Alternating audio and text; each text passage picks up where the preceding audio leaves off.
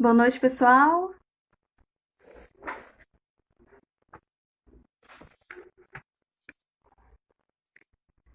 Boa noite, Suelen, Selma, sejam bem-vindas.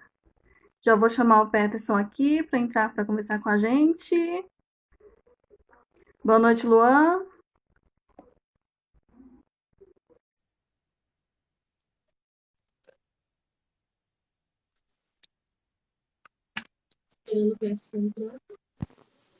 E boa Boa noite, noite. Ellen. Boa noite a todos. Tudo bem, Boa noite, Peterson? já, tudo bem? Como é que está? Muito obrigado, viu? Eu que agradeço, porque conversar com alguém que já tem experiência nessa área, que aliás é uma área que os pais estão tão assim cheios de expectativas, eu acho que contribui muito, muito. Então, gratidão por aceitar esse convite. Acredito que os pais Obrigado. são muito felizes Eu com a que sua participação. agradeço e espero aí poder contribuir à altura, né, do que você aguarda e de todos que todos também aguardam, e a gente poder aqui pensar junto em algumas outras possibilidades, fazendo reflexões. Eu estou aí à disposição. Viu? Muito obrigado desde já. Certinho. Então, Peterson, eu atendo crianças, né? Quem está entrando aí não me conhece, sou psicóloga, atendo crianças e adolescentes, faço treinamento de pais. E, assim, a gente está passando por uma situação, eu falo a gente porque eu passo junto com os pais, praticamente, né? A gente fica no meio dessa mudança do método escolar, né? Sim. E acaba que isso chega muito na clínica para mim.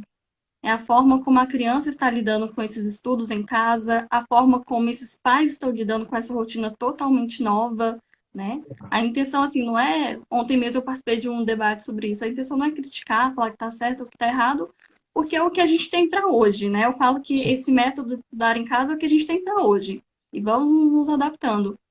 Mas está sendo muito difícil ainda para os pais entrarem nessa rotina, porque eles acabam sendo professores também, né? Eles acabam sendo coautores dessa educação. E eu não sei, assim, eu acho que a gente poderia começar falando um pouquinho sobre como que os pais podem lidar, né, com essa nova rotina. Sim, Ellen, eu acredito muito, né? Preparei algumas partes, até para a gente falar desses desafios e logo depois falarmos de algumas possibilidades. Mas, em primeiro plano, com essa parte introdutória sua, eu analiso muito que a gente precisa, nessa relação, né? Quando o lar se torna uma escola, a gente dar conta, às vezes, de se colocar no lugar do outro, né? Nós estamos Sim, vivendo um momento que são muitos outros, né? Até então, nós tínhamos as relações muito separadas, ou seja, muito bem conexas, né? Conectadas lá na escola, aqui na família. De repente, a gente vê um momento que é muito novo, né? Para nós educadores, para os pais, para os alunos, sejam crianças ou adolescentes, mas que de uma forma ou outra a gente já vem traduzindo e a gente vem mentalizando que a gente está também, mesmo que em uma noventena, né? Estamos aí há 90 anos, 90 dias, né? Sem aula. Então, nós também estamos procurando entender como agir da melhor forma, né? Mais do que nunca, eu acho que cabe tanto a família quanto a escola fazer esse exercício de se colocar no lugar do outro, né? Para realmente não depositar uma cobrança excessiva, né, na produtividade, por exemplo, deste período. Esses dias estávamos conversando num grupo de estudo, né, é um período que a gente tem que ter uma flexibilidade, ao mesmo tempo que a escola precisa dessa flexibilidade, também, né, a família, no sentido de que flexibilizar até para priorizar, né? O que eu preciso priorizar nesse momento de aprendizado do meu aluno, o que eu preciso priorizar neste momento do aprendizado do meu filho, né? A relação professor-aluno neste momento, ela como em qualquer instância, na verdade, qualquer outro momento, é muito diferente da relação pai, filho, mãe e filho, né? Então, isso tudo vai nos indicando, né, a pensar que, além disso, os responsáveis, os pais, aquelas pessoas que estão, né, com as crianças e adolescentes em casa, né, não estão preparados completamente para dar conta do conteúdo escolar, né? Isso é uma questão que a gente precisa já assumir. Quem está em casa precisa ter essa ideia de que não somos os professores, não somos os educadores. Então, dar conta de todo o conteúdo é algo realmente que não é uma, vamos dizer assim, uma obrigação, né? Então, às vezes eu Sim. recebi muitas vezes um recadinho nos grupos, né? Como eu também dou aula em educação básica, né? Dou aula para criança, dou aula para pré-adolescente, no ensino superior, às vezes você encontrava, até no ensino superior eu recebi, né? De pessoas preocupadas com os filhos, com os namorados e namoradas, e na educação básica, assim, né? Eu não dou conta de ajudar. E não vai dar conta mesmo, né? Porque vai aumentando um grau de dificuldade e, então, há uma angústia muito grande, né? E a gente fica muito pressionado por essa noventena em si. O tempo que a criança hoje, o adolescente, ele tem disponível em casa para ter este ensino remoto, para estudar, é muito diferente do tempo da escola, né? Então, essa é uma vertente que a gente precisa ter em mente que é diferente, né? A escola tem uma dinâmica muito bem assim estruturada, ou seja, do que vai Uhum. acontecer, e o aluno se prepara também para aquilo, né? Então, não é única e exclusivamente por questões da estrutura, enquanto sala, cadeira, lousa e aí vai, mas porque o ambiente, né, e o nível de atenção também mudam, também alteram por completo, né? Afinal de contas, eu sempre tenho dito quando me perguntam, né, a casa, o lar da gente, mesmo que a gente agora estamos obrigados a ficar nele, mas, mesmo quando não ficávamos, a gente falava assim, nossa, cheguei em casa, tem que fazer isso. Hoje, você tem um tempo maior, você pode fazer tudo aquilo que você fazer, que você vai ter mais coisa para fazer. Porque o lar é Uhum. cansativo, você tem que arrumar isso, você vai arrumar aquilo. Imagine isso, quanto que tira a nossa atenção, imagine de uma criança, de um pré-adolescente, né? Então, a gente precisa aí, nessa parte, pensar e analisar um processo de ações mediadas, né? Que, principalmente pela tecnologia, né? Estamos aqui podendo fazer nesse momento de conversa, de diálogo, por causa de uma tecnologia. E então, que levam de uma forma ou outra ao aprendizado. Certamente alguém vai nos ouvir e alguém vai falar assim, nossa, nunca pensei nisso, nossa, que bom que a Ellen falou isso, nossa, que bom que o Peterson falou isso, né? Considerando todas as nossas circunstâncias, é um exercício difícil fazer essa mediação, né? Os professores têm, né, se desdobrado para, de uma forma ou outra, aprender a trabalhar, né? Nós dormimos professores, acordamos youtubers, blogueiros, né? Muitos, né, de colegas, inclusive até alteraram espaços de casa, né? Recriaram momentos. Então, professores têm se desdobrado para essas novas ferramentas que não são tão fáceis de utilizar, que inclusive, né, isso aí os pais precisam ter muita ciência, que os filhos sabem muito mais, às vezes, do que nós professores das tecnologias que estamos usando, né? De, inclusive, até saber tão bem que nos ajudam até como organizar alguns aplicativos que estamos usando, né?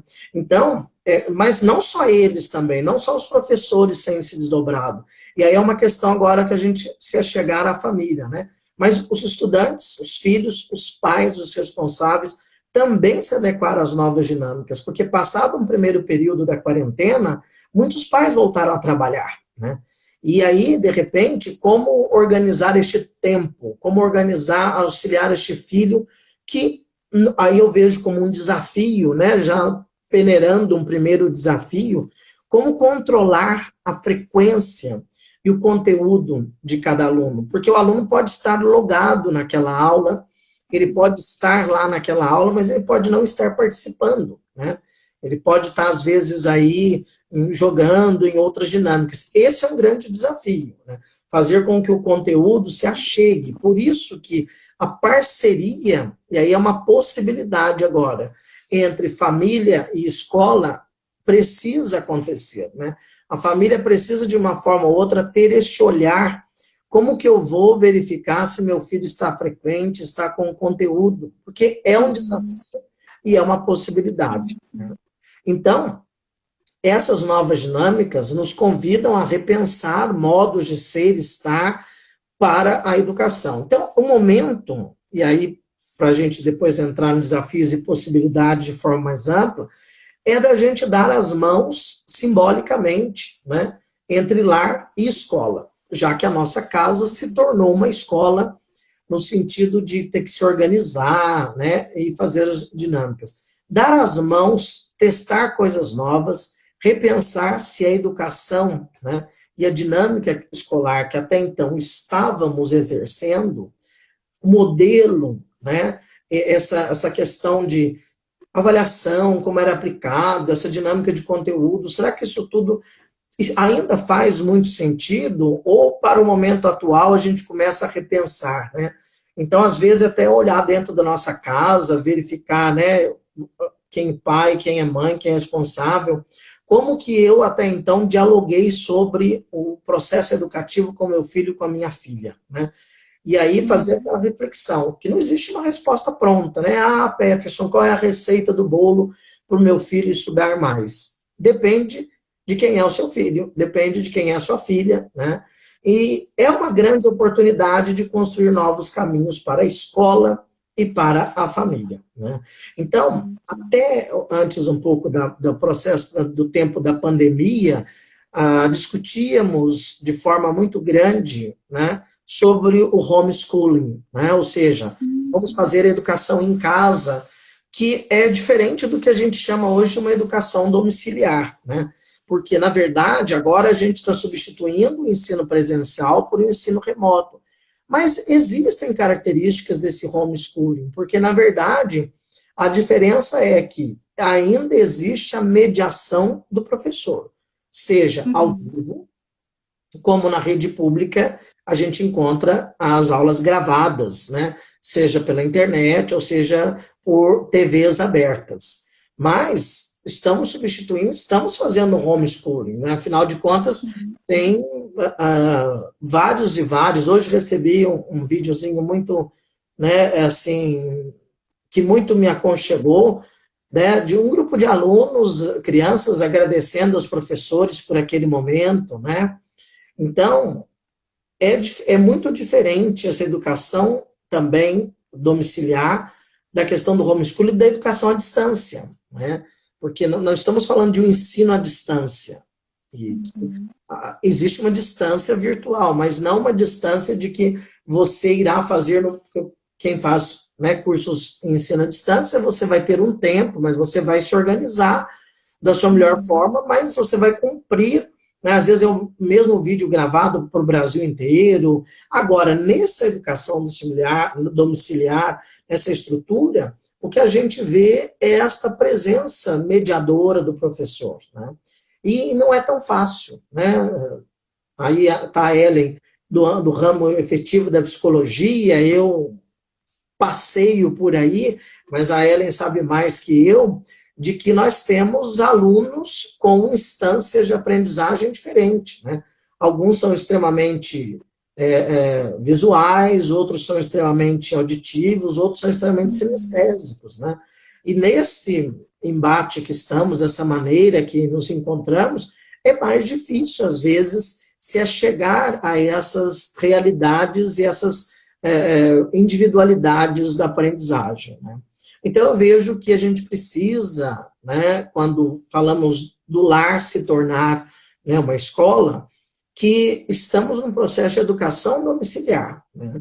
Estamos aí buscando nos educarmos, educar nossos filhos, educar nossos alunos, os pais sendo parceiros dentro de casa. Uhum. É um grande desafio, mas como a pandemia também, não só para a educação, mas em vários setores, mostra que muitas coisas podem acontecer a partir de casa, Sim. né? Então, Uhum. eu vejo aí. E aí, essa parte introdutória, e agora a gente pode desafios e possibilidades, mas eu devolvo a você para você articular alguma outra questão. Sim, sim. Ô, Peterson, só colocando, só destacando uma questão aqui, Você falou do espaço simbólico da escola, né, da estrutura. E, assim, tem duas coisas que eu me preocupei muito nesse começo do isolamento social. Primeiro foi essa questão da estrutura, né, do espaço que as crianças teriam, porque os pais estavam cobrando muitos filhos. Ellen, meu filho não quer estudar, meu filho faz via. Eu falava, gente, mas não é a mesma sala de aula, né? Agora a sala de aula tem um fogão, tem uma geladeira, tem uma TV perto, é tudo muito diferente, né? É, então, assim, a primeira coisa que eu me preocupei foi isso. Tem um pouquinho de paciência com as crianças, né? Tem um pouquinho de paciência. Vamos reorganizar essa rotina, vamos, na medida do possível, fazer com que as crianças entendam que aquele momento de estudos é o momento que ela ia para a escola, e a gente tem que fazer isso aos pouquinhos.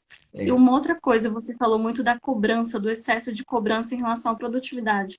Mas eu também me preocupei com os professores, porque sim, antes da pandemia eu estava muito dentro das escolas, eu trabalho muito com os professores, né? Eu falo que a gente trabalha em equipe.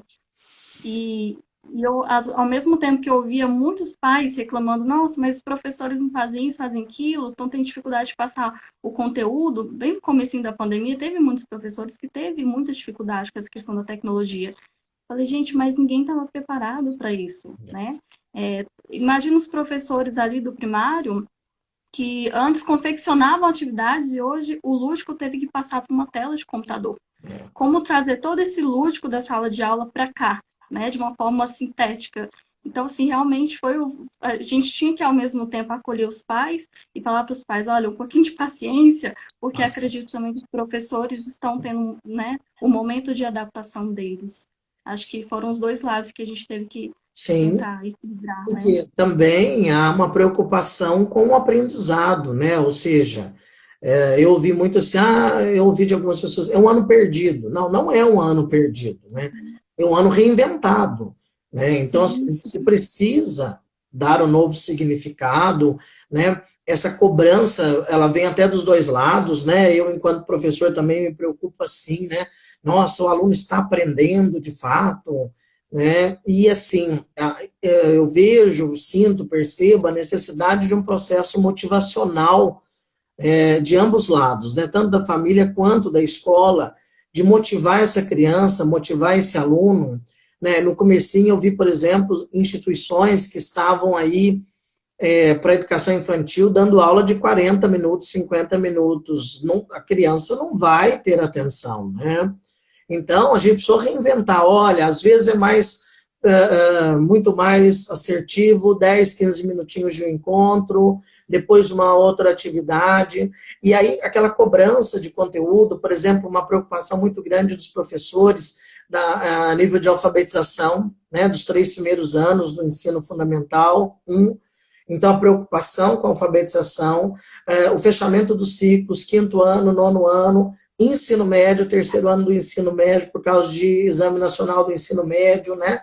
Então, isso tudo gera um fator de cobrança, autocobrança, até do próprio aluno, né? Um grau de ansiedade grande, porque, como você disse, a estrutura da sala de aula, ela tem uma estrutura muito assim, o aluno, ele, mesmo que ele seja mais introspectivo, ele se sente parte daquele ambiente, né?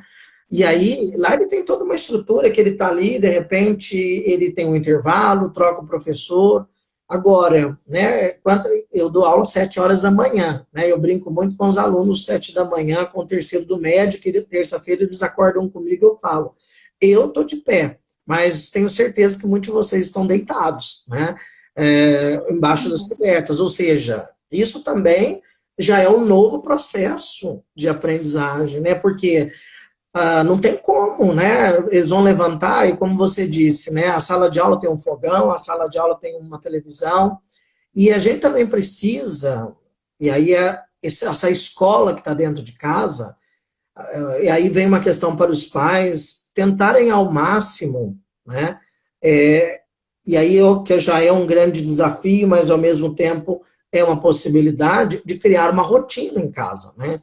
Então, uhum, espaços que nós fomos readequando dentro de casa, eles precisam ser espaços que os alunos, sejam crianças, pré ou adolescentes, consigam estudar, né?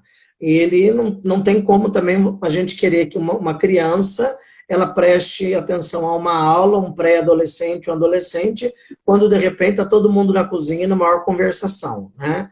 Então, assim, aí que é o difícil, né? Às vezes a gente fala assim, nossa, os nossos lares, né? Logicamente, nós não temos casas preparadas para isso, não fizemos esses espaços, né? A maioria estuda no quarto, do lado da cama, né? Os dispositivos eletrônicos estão o tempo todo ao redor, e isso é um convite maravilhoso. Então, celular é uma coisa que a gente tem que tentar, né? Aí, para todos, para nós adultos também, né?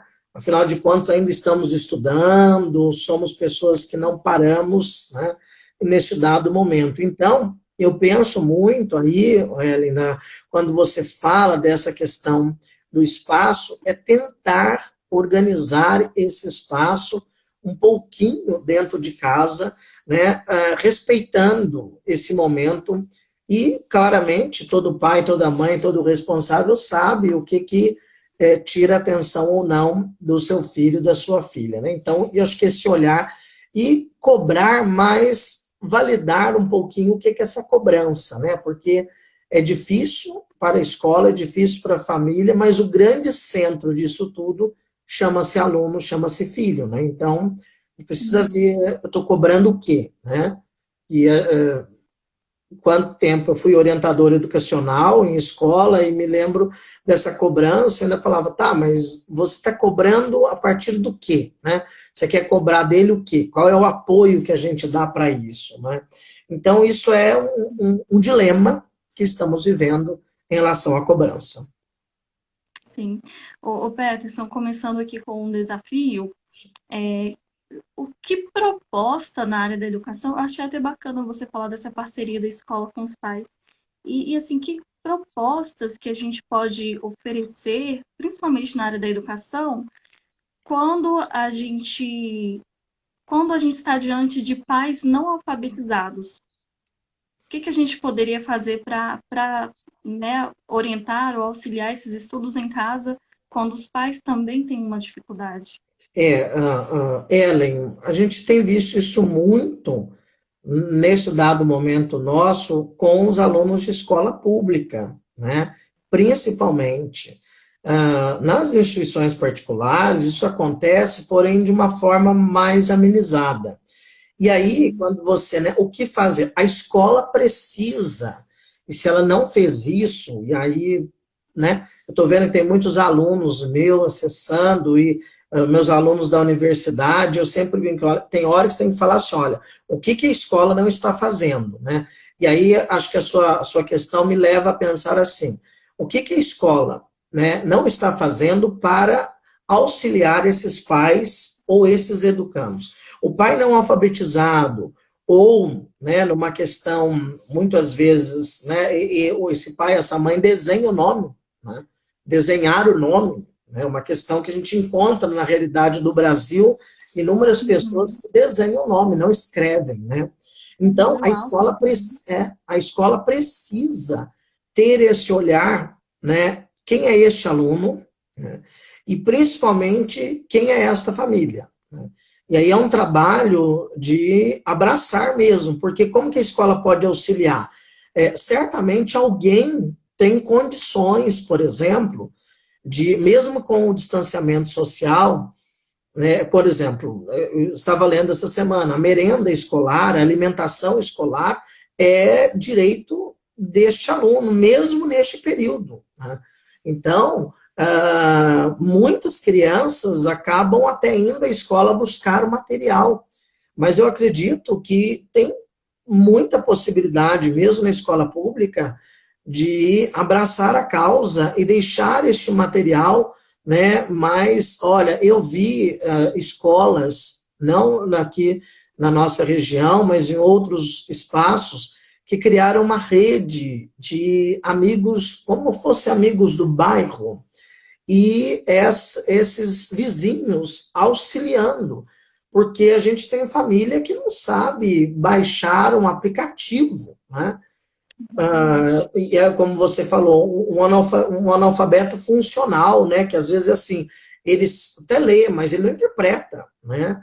E aí, como fazer esse auxílio? É como a gente querer ensinar a uma criança, um adolescente que vai para a escola e não se alimentou para chegar na escola e está esperando aquele momento de se alimentar. Então, eu vejo, quando você me lança essa questão, que o grande auxílio da escola é se achegar a essa realidade e tentar, ao máximo, estar com auxílios, né? Essa rede de vizinhos, eu vi que deu muito certo, inclusive, porque como são às vezes pessoas que estão, moram até perto, e acabam de uma forma ou outra ainda tendo contato, mas de uma forma muito zelosa, mas ainda acontece, né? Eu ainda, às vezes, passando de carro, vejo um grupo de alunos andando de bicicleta, caminhando, então, eles ainda têm esse contato, de forma zelosa, mas ainda tem.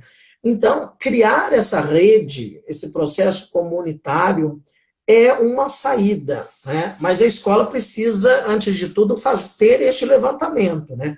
Quem é essa família, o que, que ela realmente precisa, porque senão esse aluno vai ficando para trás, né? Sim, sim, nossa, bacana esse ponto de vista. Até é um lado positivo, é uma possibilidade, né? A escola se tornar mais parceira dos pais e os pais se tornarem mais parceiros da escola, né? Da equipe escolar. Acredito que até depois dessa pandemia os pais terão outra visão a respeito da escola. Provavelmente serão pais mais participativos até, né? Então tem uma coisa positiva aí. E eu Peterson, acho que aí... trazendo agora. Pois não, Pode pode falar. falar. Pode falar que depois eu crio o gancho. Sim, eu queria trazer um segundo desafio aqui, que é uma coisa que, sim, eu tentei buscar, procurar entender um pouquinho. Porque tem crianças que necessitam de salas de recursos, e tem crianças com transtornos de aprendizagem. Agora, não são os pais não alfabetizados, agora as crianças com transtornos de aprendizagem, quais seriam os desafios e possibilidades para a área de educação? E aí, Ellen, esse é um desafio mesmo, tá? Esse daí é um desafio extremamente reflexivo, porque essas crianças já apresentavam, né, dificuldades, déficit de aprendizagem no presencial, até mesmo tendo professores de apoio, né, salas de recursos, tendo, por exemplo, né, uma coisa simples, mas uma localização na sala de aula que privilegiava a sua aprendizagem, e de repente se veem fixadas, fechadas, né, numa estrutura. O maior desafio para essas crianças que apresentam transtornos, dificuldades, déficits na aprendizagem, aí vem para a família e vem para a escola, né? O básico, a gente precisa criar um canal. Eu vejo muitas escolas, por exemplo, continuando um trabalho com... E aí a parceria entre família e escola é importante. Por exemplo, criando, ou seja, adaptando as atividades avaliativas da mesma maneira, enviando para casa da mesma maneira. Por quê? Esse aluno, ele ainda precisa ser avaliado na sua particularidade. Então, assim, um grande desafio é a escola continuar permitindo a este aluno aprender na sua singularidade. Então, eu mesmo, né, nas minhas estruturas de aula, eu ainda estou adaptando instrumentos avaliativos que passam pelos profissionais, que analisam. Por quê? Eu não posso dar a mesma atividade, porque é igual a análise simples, né? Agora ampliando. Estamos em casa, fazendo provas virtuais, com um tempo maior, mas se você não estuda, não adianta que você não vai conseguir consultar. Você tem que estudar para você consultar bem e fazer bem a prova. Agora, esses alunos que apresentam, por exemplo, tem um déficit de atenção, né? E que aí, em menos de 5 minutos, fez um barulhinho, ele já perdeu a atenção, né? Mas ele precisa continuar tendo o seu tempo maior para fazer sua atividade, ter uma atividade específica. Então, a escola precisa continuar fazendo o seu papel social, né? Educativo e legal, porque está na lei isso, né? Então, Uhum. a escola que omite, nesse momento, de continuar fazendo esse trabalho, ela traz um problema para si, né? Porque esse aluno precisa, e às vezes aí é o momento, por isso que é uma questão que eu apresento como uma possibilidade, né, do lar estar se tornando uma escola, que é a flexibilidade de horário. Às vezes esse aluno ele não vai conseguir fazer atividade sozinho no horário da aula, mas ele vai conseguir, por exemplo, fazer sob a supervisão de um adulto em outro horário, né? Então, às vezes é aquele Uhum. momento que a família precisa contactar a escola, que somente às 8 da noite vai conseguir sentar com o seu filho para fazer, né? Então, isso é uma realidade, e assim, aí a gente precisa pensar, né, o quanto que esses alunos também não estão sofrendo com aprender, né? Porque é mais difícil agora, né? Porque a maioria está trabalhando tranquilo, normal, né? Os pais voltaram remotamente, estamos poucos trabalhando em casa, né? Na área nossa de educação, estamos em casa, mas todas as outras áreas voltam, mesmo que de uma forma. Então, eu acho que o grande desafio, Ellen, para, para com os alunos, né, que apresentam transtornos, déficits e dificuldades de aprendizagem, é muito mais a parceria enquanto a escola, mas também enquanto a família, de permitir, né, legalmente falando agora, que a esses alunos eles tenham a oportunidade de continuar fazendo as suas atividades, né, da mesma maneira que o presencial, ou seja, adaptadas, né, seja com maior tempo, até mesmo permitir, né, eu vejo algumas, e vi instituição pública fazendo isso, essa semana me contaram, de aquela aula normal e de repente feito um horarinho só com aquele aluno, né, de conversar só com ele, porque às vezes a gente abre a aula, tem não sei quantos alunos, né, como você disse, nem todos os professores sabem silenciar o áudio de quem está naquela conversa, né, naquela aula, vira aquele fuá, aquela conversa toda. Então a gente precisa ter esse olhar. Então eu acredito que na questão que você falou e nesse desafio, minha última fala, é a escola e a família conseguirem adequar aquilo que é direito deste aluno, ou seja, ele ainda ter o seu processo de aprendizagem adaptado. Uhum. Ô, Peterson, você começou falando uma coisa que eu sempre falava para os professores quando eu ia nas escolas. Essa questão do aluno auditivo, o aluno visual, isso gera tanto conflito em sala de aula. Às vezes, tem professores que entendem isso maravilhosamente bem. Por isso que eu acho que eu aprendo muito com professores. Por isso que eu gosto muito do ambiente escolar. Mas tem professores que às vezes não aceitam, por exemplo, o aluno tal não copia a matéria. Às vezes o aluno tem um QI altíssimo, mas ele não gosta de escrever, né? Então, assim, eu acho isso tão importante, conhecer cada aluno. É É. lógico que com um número maior de alunos, às vezes fica um pouco, né, inacessível esse tipo de metodologia.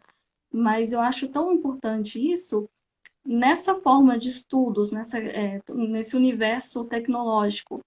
É possível ainda alcançar essa dimensão ou tudo teve que ficar mais ou menos padronizado? Sim, eu acredito. E aí, Ellen, eu acho que a sua proposta para nós analisarmos aqui é uma proposta do professor ele querer sair de uma zona de conforto, né? Nem todos nós estudamos no nosso ciclo de formação que temos alunos diferentes. Eu brinco muito assim, que a cada ano eu estou mais velho e os alunos que eu recebo estão mais novos e com questões particulares inovadoras, né? Então, é mais difícil isso, mas é o mais viável. É o eu, professor, né, essa existência de ser professor, de ser professora, conhecer essa realidade. Nesse modo remoto, a gente precisa lançar modelos para continuar conhecendo esse aluno, né? Vou dar um exemplo enquanto adolescente, né? Os adolescentes, na sua maioria, não gostam muito, e é isto, muitos professores têm dificuldade de compreender, por uma fase de transição, por um boom, né, hormonal, né, não gostam de se expor, de ficar falando muitas vezes, né, prefere. Mas tem um canal que a gente cria que é Se esse aluno, ele confia em você, professor, se você cria um canal direto, né? Porque na sala de aula ele levanta a mão, você vai até o lugar dele, ele não quer falar com todo mundo, mas ele fala com você, né? Então ele fala, olha, Peterson, isso e isso não é legal. Então, muitos dos aplicativos que nós estamos usando, ele permite, por exemplo, o chat individual, né, direto, né? E não o chat do coletivo. E às vezes você lança uma questão, eu particularmente tenho feito isso, e assim, na semana passada eu fiquei muito feliz com uma aula que ministrei para os adolescentes, porque quando eu dei esse espaço deles falarem, né, diretamente para mim, e o combinado era, olha, eu vou comentar o que você escreveu sem falar o seu nome. Isso criou um elo de confiança que eles puderam se expor, né? Ao mesmo tempo, um ou outro liga o áudio para comentar, mas a maioria prefere ainda ficar num processo de redigir, de comentar. E aí o que acontece? Você continua conhecendo seu aluno. Você continua sabendo quem é ele. E aí uma questão, Ellen, já que nós colocamos, que um grande desafio nosso nesse momento é a falta da questão da convivência, né? Então, por exemplo, às vezes o professor ele não compreende, mas o nosso aluno hoje, as crianças também, não só o adolescente, estão enfrentando uma grande dificuldade que é não ter o outro presencialmente, né? Ah, vamos lá criar um bate-papo, uma conversa. Não é a mesma coisa, né? Então, assim, isso é uma questão que realmente a gente vai reconhecendo e vai conhecendo os alunos quando eles nos apontam isso, porque no presencial você olharia, gente, vamos fazer um trabalho em grupo, né? Você sabe, bater o olho, você sabe quem não quer você trabalha em grupo. E você precisa criar estruturas nesse momento. Não tem como você fazer um trabalho em grupo, mas você pode fazer um grupo de pesquisa, em que todo mundo se posiciona sobre determinado assunto, que é um grupo de pesquisa, não é um grupo de trabalho, né? Então, assim, eu vejo que isso demanda muito do professor querer sair da caixinha, né? Daquele reduto, né? Ah, é só assim, é só assim. É difícil, porque nós, professores, ainda mais os que são muito especialistas na área, porque assim, quanto mais especialista o docente mais ele se volta para a sua disciplina. E ele não se importa, às vezes, muito com o educando, né? Ele se importa com o seu conteúdo. Eu estou ensinando, está chegando ao meu aluno, então o professor precisa ter esse olhar de que esse aluno, ele está passando por um estágio de organização. Então, assim,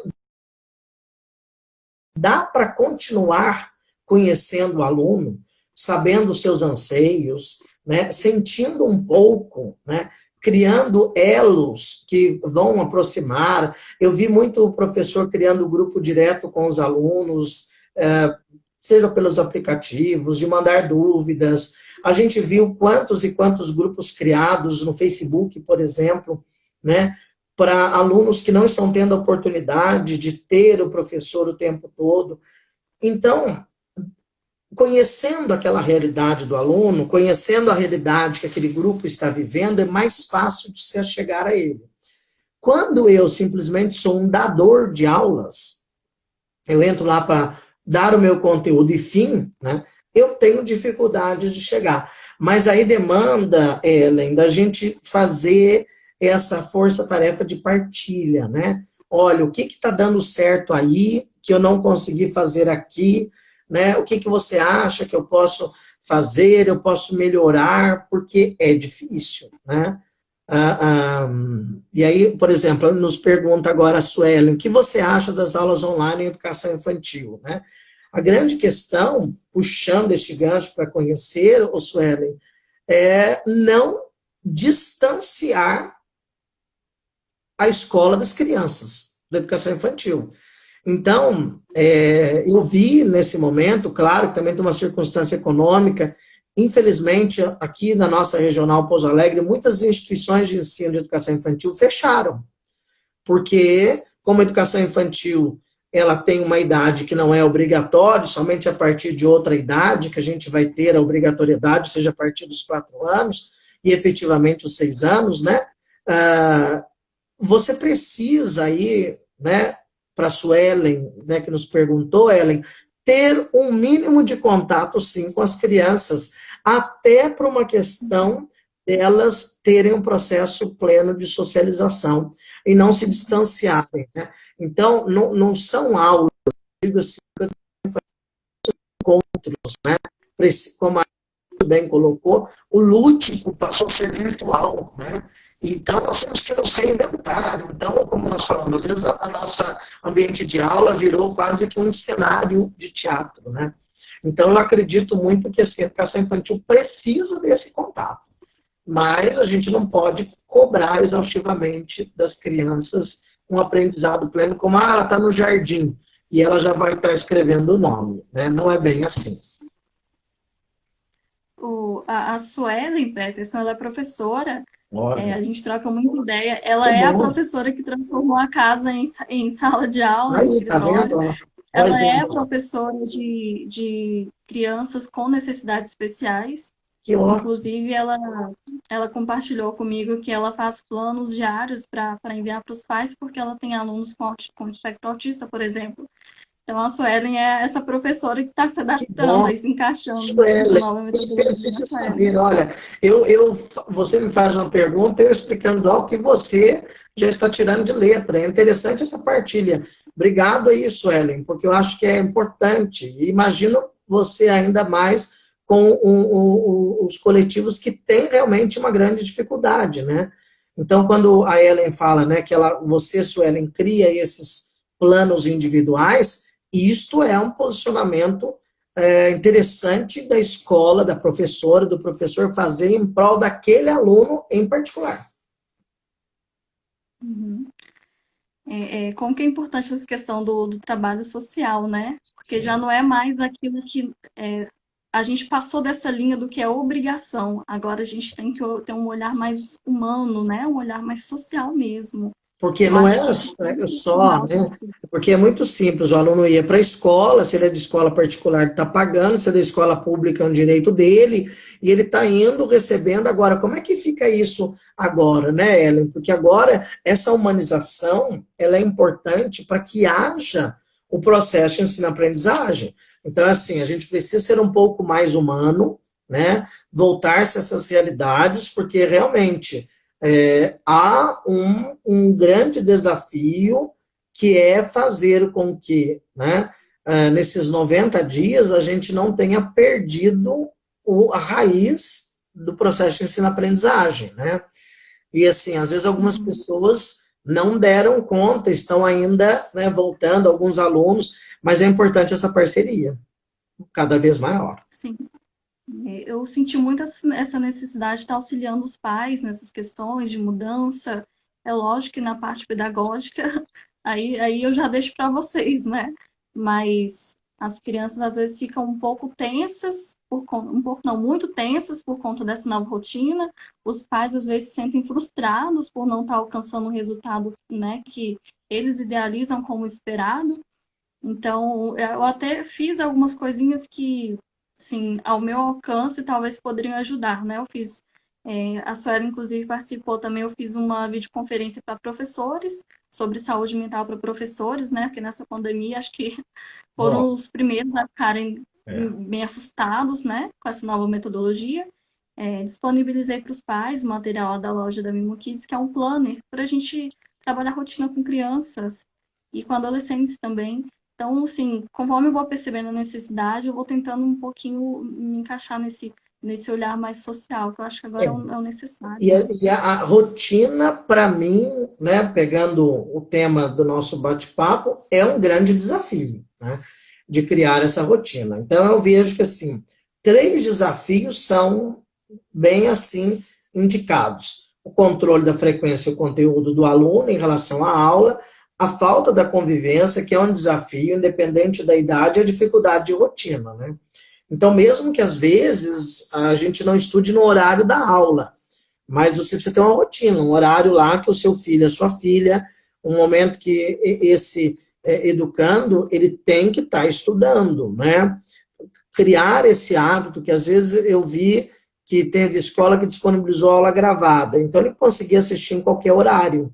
Então ele acordava mais tarde, mas a hora que ele sentar para estudar e criar aquelas rotinas como da escola, uma aula tem 40, 50 minutos, são 2 aulas, tem um intervalo, então que hora que eu vou comer, né? Porque o cérebro da gente também é motivado a isso. Então, às vezes, a escola, a gente fala que a escola está tudo, sinal tocou, pá, vamos fazer isso. Agora, em casa, o sinal não toca, né? E às vezes é assim, é aquela rotininha de levantar, tomar um banho, né? E é motivar, vamos lá, vai dar certo, é mais um dia de estudo, né? E às vezes o que eu falo, às vezes eu falo para os alunos, vocês estão embaixo da coberta, de pijama, já é 11 horas da manhã, tá de pijama ainda. E não adianta, é igual a gente, né? Se você ficar de pijama o dia inteiro, você fica morgado, né? Aquele corpo mole. Então, esses 3 pontos, para mim, são grandes desafios para essa escola dentro de casa. As possibilidades da nossa casa se tornar uma escola é a flexibilidade de horário, que a gente já comentou, é um desafio ter rotina, mas ao mesmo tempo é uma grande possibilidade flexibilizar, né? É uma grande possibilidade fazer um planejamento individual. Então, o pai, a mãe, com o auxílio daqueles que estão ao redor, do próprio aluno enquanto adolescente, fazer esse planejamento, né? O que eu vou estudar hoje, o que eu posso fazer hoje, e até mesmo que horário que eu vou parar, né? Eu vejo muita gente aí fazendo as maratonas de séries, né? Então, que hora que eu vou assistir minha série, que hora que eu vou jogar né, ali pelo celular, tudo que a gente puder dar conta de fazer isso gera uma possibilidade da escola dentro de casa, né?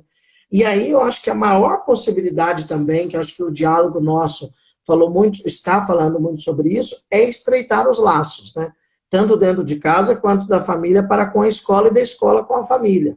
Por isso que eu vi muitas escolas criando os grupos, né, nas redes sociais para mandar as coisas, conversar, e às vezes a escola também tendo que se readequar, né?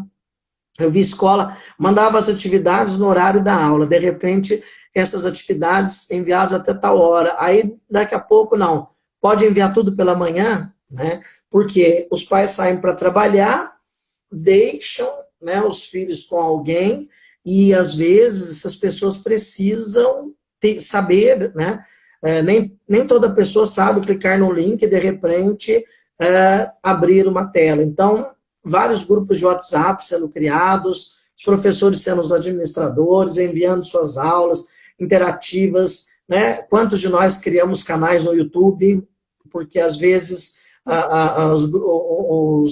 os links de alguns aplicativos, os vídeos carregam demais os celulares, até isso a gente precisou se adequar, né? Então, aquilo que carregue menos. Então, eu vejo, os desafios são muito grandes, mas as possibilidades também são muito positivas, né? Que é a gente dar conta de ver que a nossa casa, né, ela não é uma escola enquanto uma infraestrutura, mas ela está numa essência de escola, né? O lar da gente. Então, assim, muita paciência, né? Eu vi, por exemplo, muitos adolescentes com medo, né? A gente vê aqueles memezinhos, né? Saudade, né, minha filha? Então, eu vi muito adolescente postando lá, saudades do que a gente não viveu, porque eles, né? Tinham muitas coisas e tem ainda, né? Eu falo para os alunos, calma, tem muita coisa para viver, né? Não é um ano. Então, isso gera uma insegurança, né? Quando que eu vou ver todo mundo novamente, até dentro de casa. A questão de conviver com algumas pessoas da nossa família que não estamos convivendo, né? Então, os desafios são grandes, mas as possibilidades também são boas.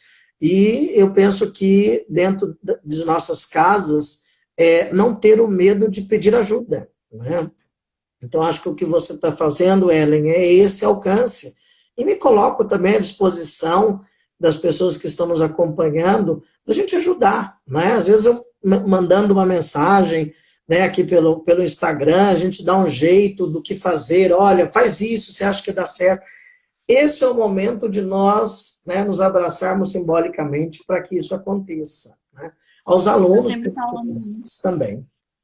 eu falo muito lá no consultório, Peterson, que todo o cosmos começa um grande caos, né? É, Essa pandemia, ela tirou muita coisa do lugar, mas ela colocou muita coisa no lugar. muito. Acho que ela colocou alguns pais de volta no lugar que eles deveriam estar há muito tempo, né? Quando E a se trata escola dessa também, né? proximidade.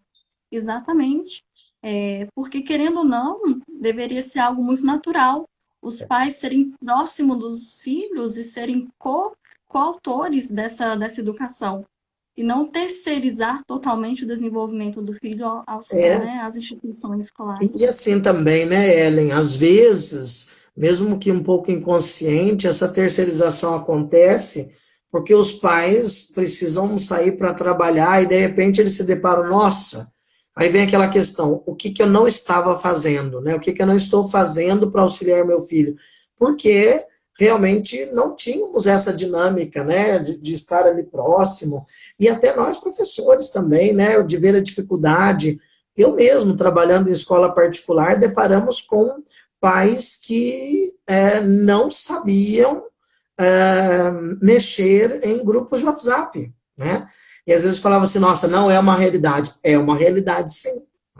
Então, isso é o quê? Porque estamos no momento de vulnerabilidade, mas somos humanos vulneráveis, né?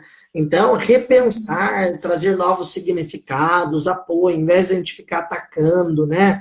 Às vezes a gente vê muito nessa relação dentro de casa, né? Às vezes, é igual, por exemplo, nem todos os professores, né, tiveram uma formação, às vezes, na área da linguagem, então, esses dias alguém, nossa, Pés, como é que... Então, o professor, ele escreveu isso, olha tal, eu falo assim, nossa, né, não vamos julgar, né, às vezes nem foi, ele não escreveu porque ele quis, é um corretor que puxou, né, então assim, e aí a gente pensa, olha aí a Beatriz está perguntando, né, qual a melhor forma para estudar, né, muito obrigado, hein, Bia, por estar aí com a gente.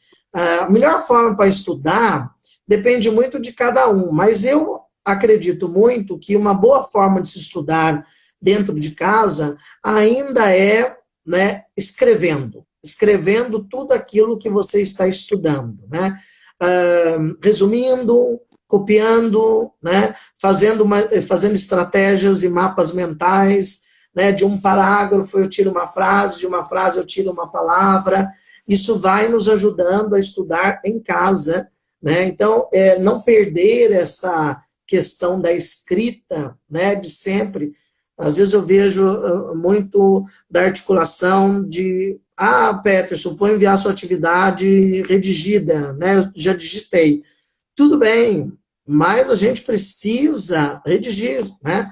Aí a Suelen está também escrevendo. Suelen, eu particularmente, como tenho um processo sinestésico também, se eu não escrever, eu entro num devaneio. Então, quando vou Aqui, ouvir da mesma alguma coisa, turma, né?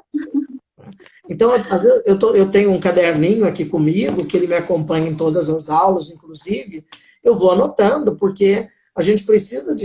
Eu ainda sou de uma bandeira da área pedagógica, que a escrita, ela precisa ser sempre, mesmo que não seja aquela melhor escrita, aquela melhor letra para aquele momento, mas anotar pontos chaves, né? Então, a pergunta que a Beatriz nos fez, uma das melhores formas ainda é, Bia, a gente escrever, né? Então, isso vai fazendo com que a gente crie uma organização, né? Uma contribuição para nós mesmos. Isso é uma grande chave para o momento que a gente está vivendo dentro das nossas casas. Uhum. A gente tem alguns minutinhos ainda. Quem quiser fazer perguntas, À disposição. Quem temos 5 quiser, minutinhos. vamos lá. Ellen vai controlando o tempo aí, tá?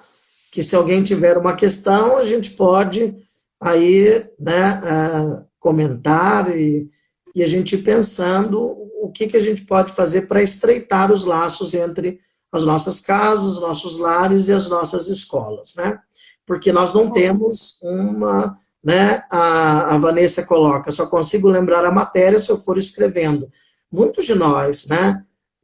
Tanto que às vezes a gente pega os nossos escritos mais antigos, Muita gente consegue fazer isso também pelo computador, mas a gente consegue lembrar, inclusive até quem tem esse costume todo dia de escrever o que precisa, você acha rapidamente a matéria nos seus escritos, né? Então, Uhum. o que nós estamos aqui conversando, a gente não tem um prazo, né? Amanhã voltamos às aulas presenciais, né? Não temos esse prazo. São muitas as especulações, né? Tem um movimento grande de outros estados, né? Solicitando este retorno. Às vezes a gente vê mais ainda isso das escolas particulares, pelas questões financeiras. A escola pública, né, e também, como outras escolas particulares, não tem nem como voltar por espaço, né? Então, a gente precisa tentar, de uma forma ou outra, reorganizar, porque a gente não sabe, né? Ah, vamos voltar amanhã. Não tem essa diretriz, né? Pode ser que voltemos, né? Qual seria a maior contribuição do professor para a prática pedagógica nesse momento de pandemia? Suelen, a maior contribuição que eu acredito do professor para este momento é uma contribuição de flexibilidade, de solidariedade e de empatia, né? Eu acho que quanto mais esse professor ele for empático, quanto mais ele for, né, nesse sentido de colocar-se no lugar deste aluno, desta família, vai ser a maior contribuição, porque ele pode dar o conteúdo, né, apresentar o conteúdo, dar aquela aula, mas ele precisa pensar que aquele conteúdo, em alguns momentos, vai se achegar ao aluno de uma forma diferente do que ele está. Então, eu acredito que flexibilidade, empatia, são questões bem de uma contribuição muito positiva, né?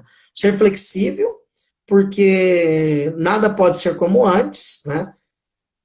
Dar esse processo de solidariedade, né? Estender um pouquinho este braço e, fundamentalmente, a empatia. Eu acredito que é a grande contribuição, né? Então, e aí entra em várias diretrizes, né? Será que o mesmo material que eu envio para um aluno eu vou enviar para os outros? Como nós, professores, às vezes entramos para dar aula numa sala e você tem realidades de aprendizagem. Então, você precisa, enquanto um fez uma atividade, o outro fez meia, o outro já está na segunda, né? Então, eu acredito que flexibilidade, solidariedade e empatia são grandes contribuições pedagógicas do professor para os alunos neste momento. Peterson, eu não sei se você lembra, o tema da palestra que eu dei lá na Univasf, o pessoal da pedagogia, foi sobre Lembro, empatia.